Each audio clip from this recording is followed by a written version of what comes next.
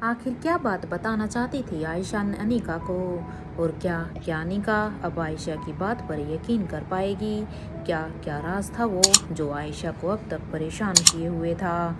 जानने के लिए कहानी को सुनिए, लेकिन उससे पहले अगर आप मेरे चैनल पर नए आए हैं तो प्लीज़ इसे लाइक करना, शेयर करना और सब्सक्राइब करना।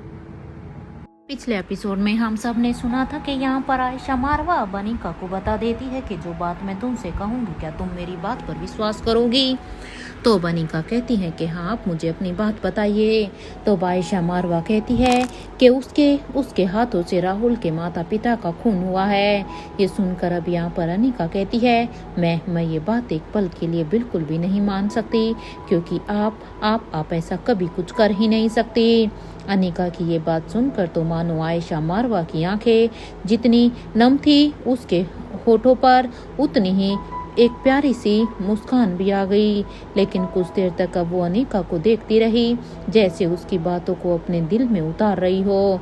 फिर अभी धीमी सी आवाज से कहती है मैं जरूर कोई अच्छा मैंने काम किया है अनिका, जिसके फलस्वरूप मुझे तुम्हारी जैसी बहू के रूप में एक बेटी मिली है।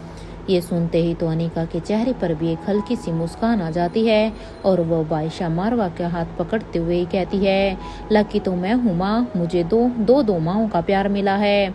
वैसे मुझे ज़्यादा इमोशनल बातें करना नहीं आता, तो अब आप बेफिक्र होकर मुझे सारा का सारा सच बता दीजिए।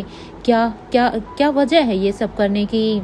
अभी यहाँ पर आप यकीन कीजिए, मुझे और मिस्टर मारवा को आपके ऊपर भरोसा करने के लिए किसी भी सबूत की ज़रूरत नहीं है माँ। हमारे लिए आपके मुंह से निकला हर एक शब्द ही काफ़ी है आपके ऊपर विश्वास करने के लिए। आयशा अब कुछ पल तक अनिका की आंखों में देखती रहती है। उनकी आंखों में एक अजीब सा सुकून था, लेकिन उस सुकून को के पीछे सालों से दबा हुआ एक ऐसा दर्द भी था जिसे शायद वो आज पहली बार किसी के सामने पूरी तरह से बयान करने वाली थी। वो धीरे धीरे अनिका के रूम की विंडो के पास जाकर खड़ी हो जाती है। बाहर रात का अंधेरा छाया हुआ था। शीशे के ऊपर दूर तक जगमगाती हुई रोशनी नजर आ रही थी। आयशा ने अब एक गहरी सांस ली और अब वो विंडो के बाहर देखते हुए ही कहना शुरू करती है मैं सिर्फ 5 साल की थी आयशा, और अपनी माँ के साथ साउथ दिल्ली में रहती थी। उस वक्त मेरी दुनिया बहुत ही छोटी सी थी। मेरे लिए मेरी माँ ही सब कुछ हुआ करती थी। मैं स्कूल से घर आती, अपनी माँ के पास बैठती और उसके साथ खेलती रहती। लेकिन मेरे घर में एक और शख्स भी था। और इतना कहते हुए आयशा की आवाज़ अचानक से ही अब भारी हो जाती है और अब वो आके कहती है जिसे मैं अपना पापा समझती थी। ये सुनकर अनिका की आंखों में भी अब सवाल उभर आता है। वो बिना कुछ कहे अब आयशा की तरफ देखती रहती है। तो इधर आयशा मारवा अब अपनी बात को आगे बढ़ाते हुए ही कहती है वो हर रात मेरी माँ को मारता था, कभी किसी छोटी सी बात पर, कभी बिना किसी वजह से। और मैं 5 साल की एक छोटी सी बच्ची होकर बस एक कोने में खड़ी होकर ये सब कुछ होता हुआ देखती रहती थी। मुझे समझ ही नहीं आता था कि मेरी माँ को बचाने के लिए मैं क्या करूँ, क्योंकि मैं अपनी माँ के साथ ये होता हुआ देख भी नहीं पाती थी। इधर ये कहते हुए ही आयशा की आंखों में आंसू निकलकर उसके गाल पर आ जाते हैं। लेकिन पता है अनिका, एक रात सब कुछ बदल गया। और ये कहते हुए ही आयशा कुछ पल के लिए बिल्कुल खामोश हो जाती है, जैसे उसके सामने आज का ये कमरा नहीं बल्कि सालों पुरानी वही रात जिंदा हो गई हो। सालों पहले रात का वक्त था। आसमान में काले बादल छाए हुए थे और बहुत तेज बारिश भी हो रही थी। हवा तेज चल रही थी कि घर की खिड़कियां बार बार जोर से हिल रही थी। कभी कभी बिजली आसमान को रोशन कर देती और अगले ही पल पूरा का पूरा वहां पर फिर से अंधेरा छा जाता था। और उसी अंधेरे में यहाँ पर उस रात छोटी सी आयशा वो गहरी नींद में सो रही थी। तभी अचानक से एक जोरदार आवाज से उसकी आंख खुल जाती है। वो घबरा कर इस आवाज को सुनकर उठकर बैठ जाती है और अपने इधर उधर देखने लगती है। उसकी सांसें तेज चल रही थी। उसने आदत के मुताबिक अपने बगल में हाथ रखा, लेकिन वहां पर उसकी माँ नहीं थी। आयशा की आंखों में अब डर साफ साफ दिखाई देने लगा। मम्मा, माँ, उसने बहुत धीरे से आवाज लगाई, लेकिन वहां पर कोई जवाब नहीं मिला। कमरे में इतना अंधेरा था कि उसे अपने ही खिलौने ठीक से दिखाई नहीं दे रहे थे। वो हिम्मत जुटाते हुए धीरे धीरे अपने बिस्तर से नीचे उतरती है। उसके नन्हे पैर ठंडे फर्श पर पड़ते ही वो कांप उठती है। वो दीवार का सहारा लेकर छोटे छोटे कदमों से कमरे के दरवाजे तक पहुंचती है।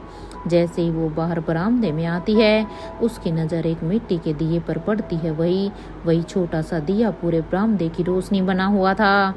उसकी टिमटिमाती लो दीवारों पर डरावने साए बना रही थी।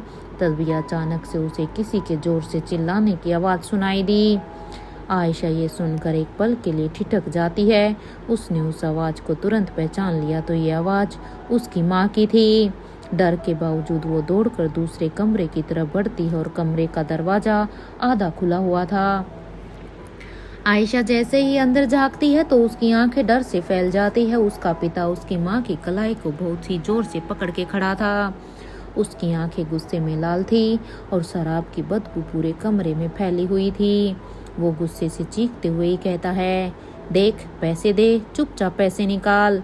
इधर दर्द से कराते हुए आयशा की माँ अपनी कलाई छुड़ाने की कोशिश करती है और कहती है, नहीं नहीं दूंगी मैं, चाहे जो हो जाए। और ये सुनते ही वो आदमी अब और भी भड़क जाता है और कहता है, तेरी इतनी हिम्मत कि तू मुझे मना करे?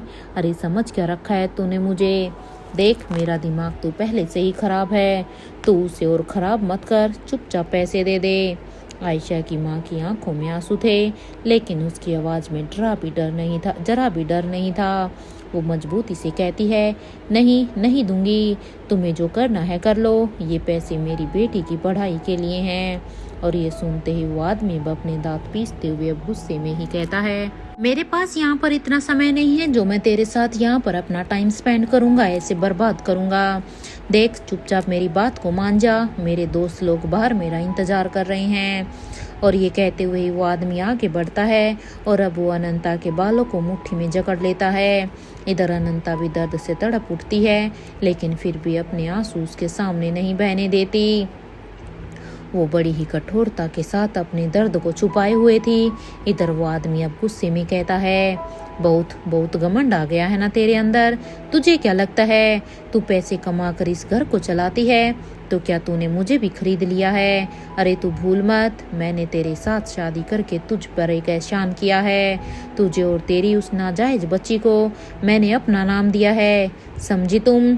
अगर मैं ये सब नहीं करता तो तुम आज अपनी बेटी को लेकर यहाँ पर दर दर की ठोकरें खाती। इधर आयशा ने जैसे ही अपने पिता के मुंह से अपनी माँ के लिए ये शब्द सुने, उसके नन्हे से चेहरे पर डर की जगह गुस्सा आ जाता है। वो कुछ समझे बिना दौड़कर अपनी माँ के पास पहुँचती है और बड़ी ही हिम्मत से कहती है, छोड़ दो मेरी माँ को। और ये कहते हुए ही आयशा अपने छोटे छोटे हाथों से अपने पिता को पूरी ताकत से पीछे धक्का देती है। लेकिन उस आदमी पर आयशा के धक्के का जरा भी असर नहीं होता। वह बस एक पल के लिए नीचे देखकर आयशा को घूरता है, फिर उसके चेहरे पर एक खतरनाक मुस्कान आ जाती है। अब वो अनंता के बाल छोड़कर आयशा की तरफ बढ़ जाता है। इधर उसे आयशा की तरफ बढ़ता हुआ देखकर अब अनंता घबरा जाती है और अब वो घबरा कर चिल्लाते हुए कहती है, नहीं नहीं, आयशा को कुछ मत करना। लेकिन इससे पहले वो कुछ कहती कि तब तक वो आदमी आयशा के पास पहुंच चुका था। उसने अपने दोनों हाथों से आयशा को पकड़ लिया और उसे अपनी तरफ से दूसरी तरफ और धक्का देकर फेंक दिया। इधर आयशा थोड़ी दूर जाकर फर्श पर गिरती है। उसके हाथ में अब चोट लगती है और कुछ पल के लिए वो वहीं पर ही पड़ी रहती है। इधर अपनी बेटी को इस तरह से गिरा हुआ देखकर अनंता के मुंह से अब एक दर्द भरी चीख निकल जाती है, आयशा मेरी बच्ची। और अब वो तुरंत उस आदमी के सामने आकर खड़ी हो जाती है। उसकी आंखों में अब डर नहीं था, बल्कि अपनी बेटी के लिए गुस्सा साफ साफ दिखाई दे रहा था। अनंता ने बिना एक पल गवाए अपना हाथ उठाया और उस आदमी के गाल पर अब जोरदार एक थप्पड़ जड़ दिया। इधर इस थप्पड़ की आवाज पूरे कमरे में ही गूंज जाती है। वो आदमी कुछ पल के लिए तो बिल्कुल शांत खड़ा रहता है। शायद उसे उम्मीद ही नहीं थी कि अनंता कभी उसके सामने हाथ उठाने की हिम्मत करेगी, क्योंकि यहाँ पर जैसे ही अनंता ने उसके ऊपर हाथ उठाया तो उसका मेल ईगो अब इस थप्पड़ से ही हर्ट हो चुका था।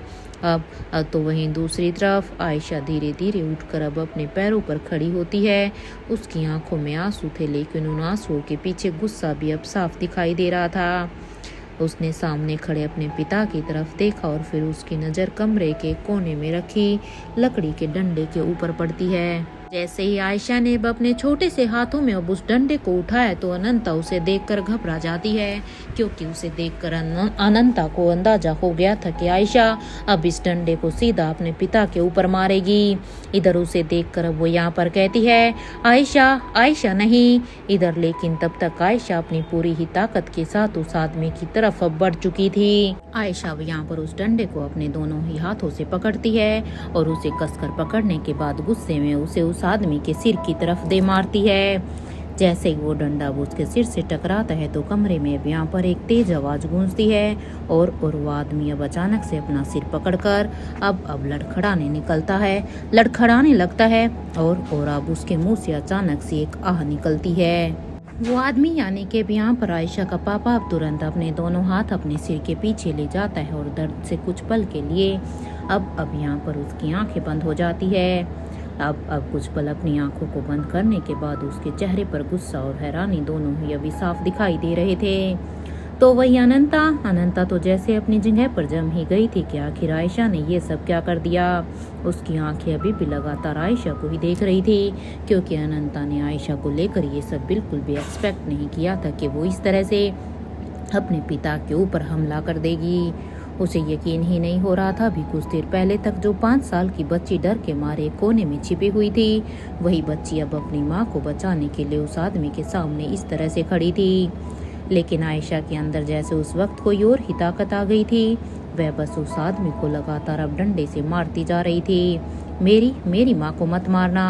और वो रोकते हुए चीखती और फिर डंडा उठाकर उसे फिर से मार देती। मेरी माँ से ऐसे बात मत करना। एक बार फिर वो पूरी ताकत से डंडा चला देती है। इधर वो आदमी अब खुद को बचाने के लिए अपने हाथ आगे करता है और पीछे हटने लगता है। लेकिन आयशा का गुस्सा कम होने का नाम नहीं ले रहा था। उसकी आंखों से आंसू लगातार बह रहे थे, मगर वह आंसू उसके हाथों को रोक नहीं पा रहे थे। इधर अनंता ये सब देखकर घबराकर कुछ कदम अब आगे बढ़ती है, क्योंकि उसने आयशा का ये ऐसे गुस्से वाला रूप पहले नहीं देखा था। इसलिए वो आगे बढ़कर कहती है, आयशा बस करो।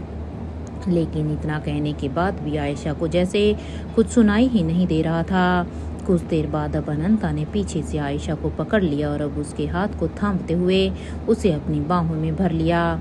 बस आयशा शांत हो जाओ, इतना गुस्सा सही नहीं है बेटा। इधर अनंता ने अपनी बेटी को कसकर सीने से लगा लिया और आयशा अब भी गुस्से में तेज तेज सांसें ले रही थी। इधर कुछ पल बाद उसने अपनी माँ की तरफ देखा और अब मासूमियत से कहने लगी, माँ आपने देखा ना, ये आदमी आपके साथ कैसे बात कर रहा था। इसे कोई हक नहीं है आपके साथ इस तरह से बात करने का।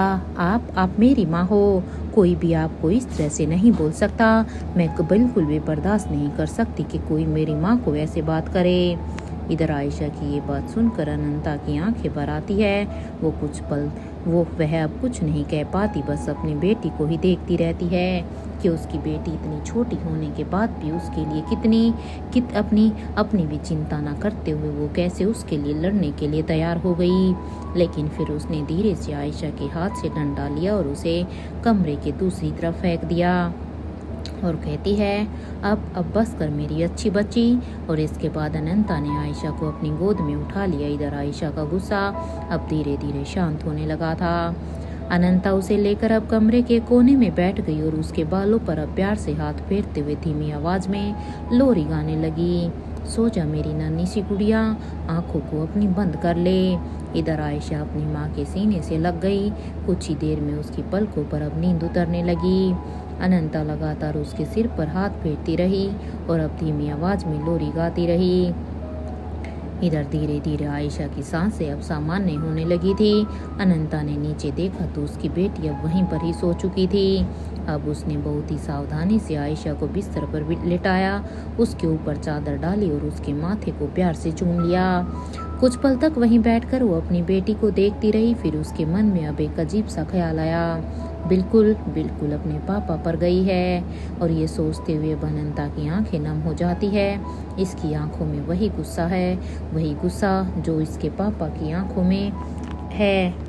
लेकिन मैं अब क्या करूं इसके लिए? इस वक्त मुझे कुछ भी समझ में नहीं आ रहा। ये सोचकर वो कुछ पल के लिए चुपचाप उसे ही देखती रहती है। इधर बाहर अब भी बारिश तेज हो रही थी। कमरे में जल रहा छोटे सा दिया अब हवा के झोंकों से बार बार कांप रहा था। अनंता ने भी एक बार फिर से सोती हुई आयशा को देखा और अपने मन ही मन में सोचने लगी, मैं अपनी बच्ची को इस माहौल से कैसे बचाऊं? अगर आज मैंने कुछ नहीं किया तो पता नहीं कल क्या होगा। लेकिन मैं करूं तो करूं क्या? किसके पास मदद मांगूं? और अपनी बेटी को लेकर अकेली इस दुनिया में कैसे रहूंगी? अनंता को आज यहाँ पर कोई भी रास्ता दिखाई नहीं दे रहा था। उस रात के बाद अनंता के मन में अब एक अजीब सा डर बैठ गया था। वह जितना अपनी बेटी को उस माहौल से दूर रखना चाहती थी, उतना ही उसे समझ नहीं आ रहा था कि वो ये सब कैसे करेगी। उस घटना को धीरे धीरे कुछ वक्त बीत चुका था, लेकिन उसके दिल से उस रात की एक भी तस्वीर मिट नहीं पाई थी। फिर एक दिन अनंता घर के अंदर से आयशा को आवाज लगा रही थी, आयशा बेटा इधर आओ। इधर अनंता की आवाज सुनकर आयशा दौड़ती हुई वहां पहुंचती है। लेकिन जैसे ही वो कमरे के दरवाजे के पास पहुंचती है तो अंदर देखती है और अचानक वहीं पर ही रुक जाती है। उसकी आंखें सामने खड़ी एक छोटी सी बच्ची पर टिक जाती है। एक पल के लिए तो उसे अपनी आंखों पर भरोसा ही नहीं होता। वो हैरानी से कभी उस बच्ची को देखती है तो कभी अपनी माँ की तरफ, और फिर मासूमियत से पूछती है, माँ ये कौन है? अनंता कुछ पल तक दोनों बच्चियों को देखती रहती है। उसके चेहरे पर चिंता भी थी और एक फैसला लेने की मजबूरी भी। वो अब धीरे से कहती है, बेटा ये आपकी बहन है। आयशा अब हैरानी से उस बच्ची की तरफ देखने लगती है। इधर अनंता आगे कहती है, वैसे तो इसका नाम नताशा है, लेकिन दुनिया के लिए ये अब आयशा ही रहेगी। यहाँ तक कि इस घर में रह रहे तुम्हारे पापा के लिए भी तुम दोनों एक ही होंगी, दो नहीं। ये कहते हुए अनंता की आवाज में अब सख्ती आ जाती है और वो कहती है, क्या तुम दोनों को मेरी बातें समझ में आ रही हैं? आयशा और नताशा एक दूसरे की तरफ देखने लगती हैं। दोनों के चेहरे पर एक जैसा मासूम भाव था। एक पल के लिए तो दोनों को ऐसे लगा जैसे वो अपने सामने किसी आईने को देख रही हों। आयशा धीरे धीरे नताशा के पास जाती है। वो अब अपनी नन्ही सी उंगली से पहले नताशा के गाल को छूती है। इधर नताशा भी हैरानी से आयशा के चेहरे को देखती है और फिर अपनी कोमल उंगलियों से आयशा के गाल को छू लेती है। दोनों कुछ पल तक एक दूसरे को बस देखती रहती हैं। इधर फिर आयशा उसकी हथेली पकड़ लेती है तो नताशा भी उसका हाथ थाम लेती है। दोनों के चेहरे, आंखें और मासूमियत इतनी मिलती जुलती थी कि अनंता को एक पल के लिए लगा जैसे वह अपनी ही दो परछाइयों को सामने खड़ा देख रही हो। लेकिन इन दोनों बच्चियों के लिए ये सच स्वीकार करना आसान नहीं था। आखिर में वो पहली बार एक दूसरे को देख रही थी और कुछ ही पलों में उन्हें ये बताया गया था कि वो बहनें हैं। दोनों अभी इसी उलझन में थी कि तभी अनंता की आवाज़ उन दोनों के ही कानों में पड़ती है, आप दोनों मेरे साथ कमरे में चलिए।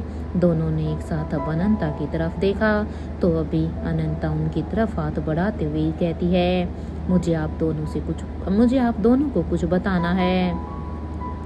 कुछ पल के लिए वो रुकती और फिर गहरी सांस लेकर अब यहाँ पर अपने मन में कहती है, या मैं यूँ कहूँगी कि कैसा सच बताना है जिसे जानने के बाद शायद मेरी दोनों ही बेटियों की अब जिंदगी बदल जाएगी।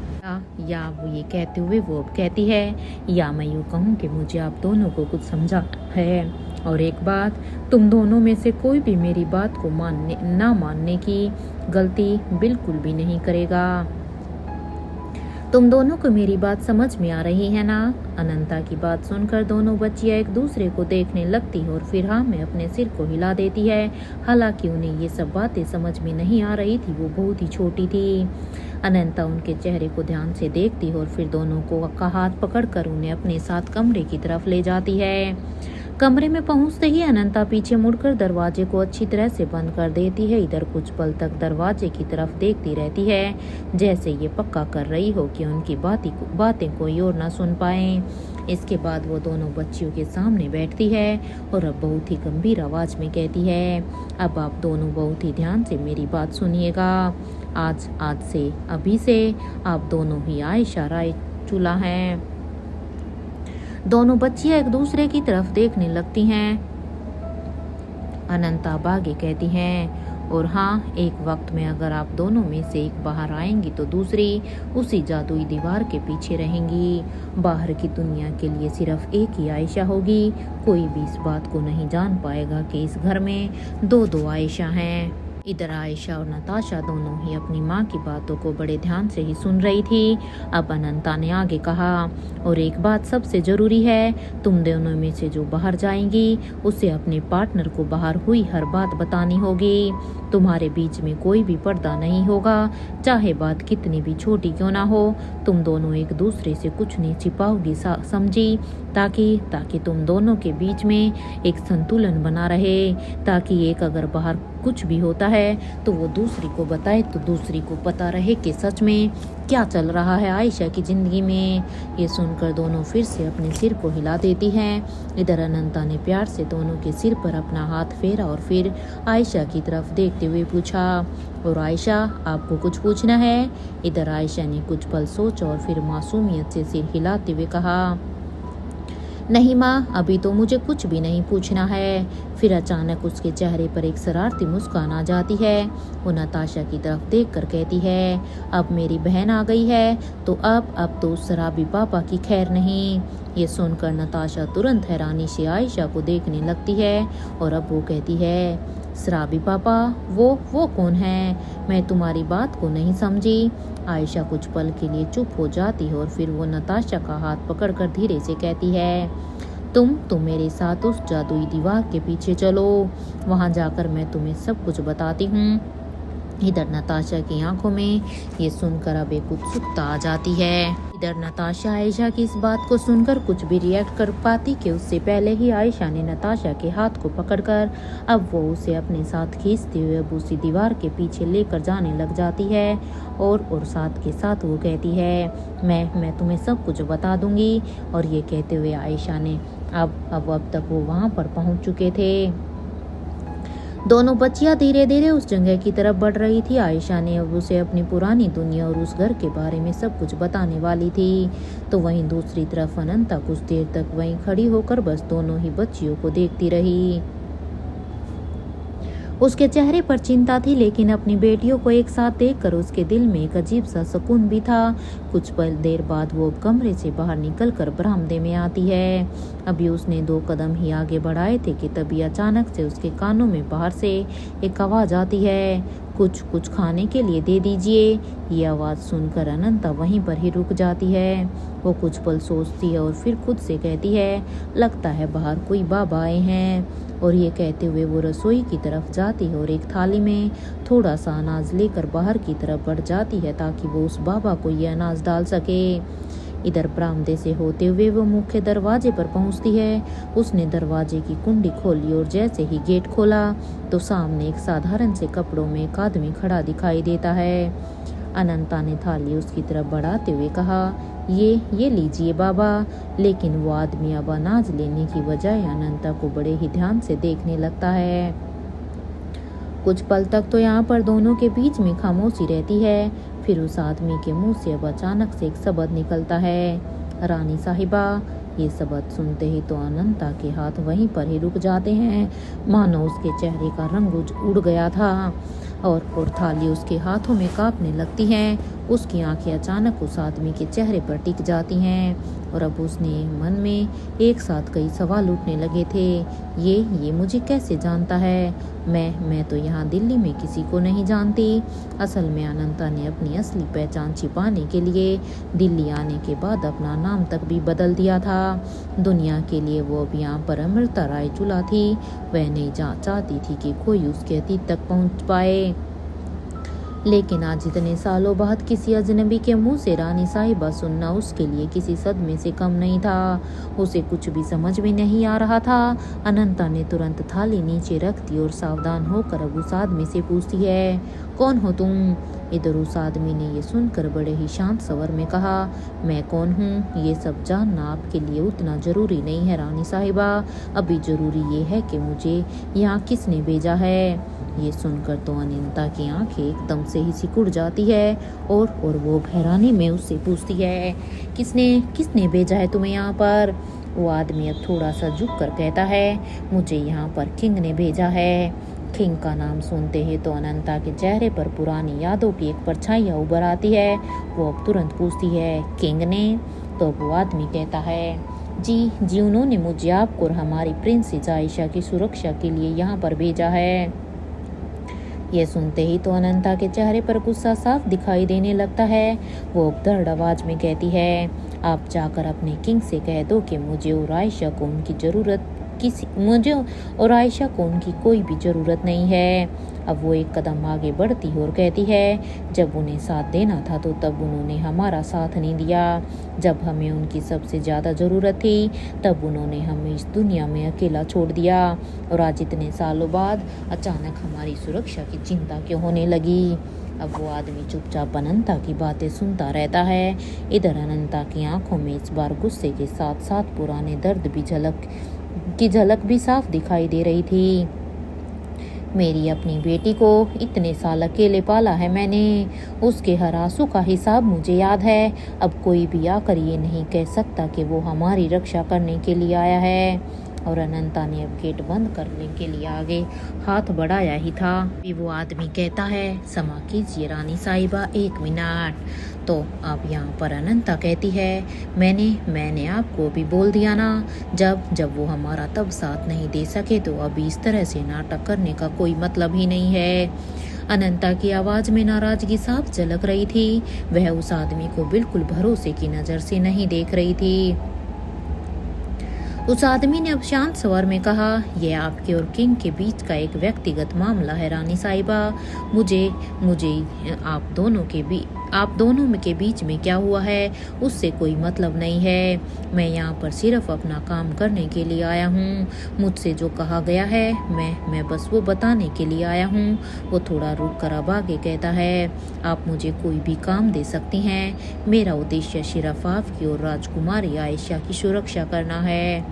ये सुनकर अनंता उसकी तरफ कुछ पल तक देखती और फिर हल्की सी व्यंग्य भरी मुस्कान के साथ कहती है, क्या काम दूं मैं तुम्हें? हाँ, एक काम करो, तुम ही तय कर लो कि तुम्हें इस वक्त क्या काम करना है।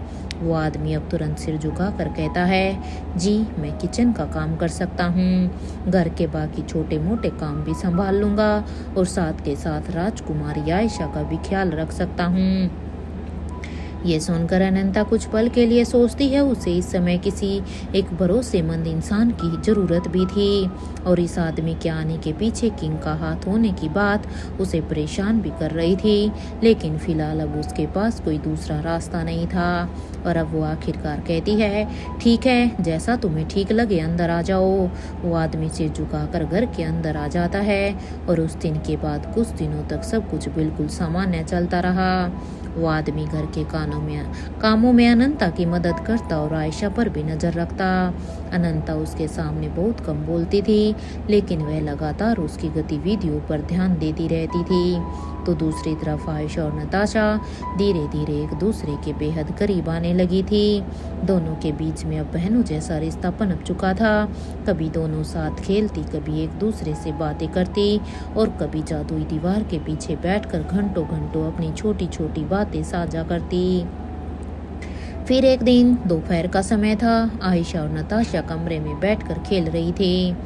दोनों खिलौनों को लेकर एक दूसरे से कुछ कह रही थी कि तभी बाहर से एक भारी गाड़ी के रुकने की आवाज़ आती है। जैसे ये गाड़ी की आवाज़ आई तो दोनों एक साथ खिड़की की तरफ देखती है। खिड़की से बाहर देखते ही उनकी आंखें एक बड़ी सी चमचमाती कार पर टिक जाती है, जो उनके घर के ठीक बाहर आकर रुकी थी। नताशा हैरानी सी कहती है, बाप रे बाप, इतनी बड़ी गाड़ी किसकी है? आयशा गाड़ी को देखते ही पहचान जाती है और अब वो मुस्कुरा कर कहती है, ये तो मेरे मामा जी की गाड़ी है। और फिर कुछ सोचकर अब वो नताशा की तरफ देखती है और कहती है, एक काम करते हैं, मैं अंदर चली जाती हूँ, तुम आज मेरे मामा जी से मिल लो।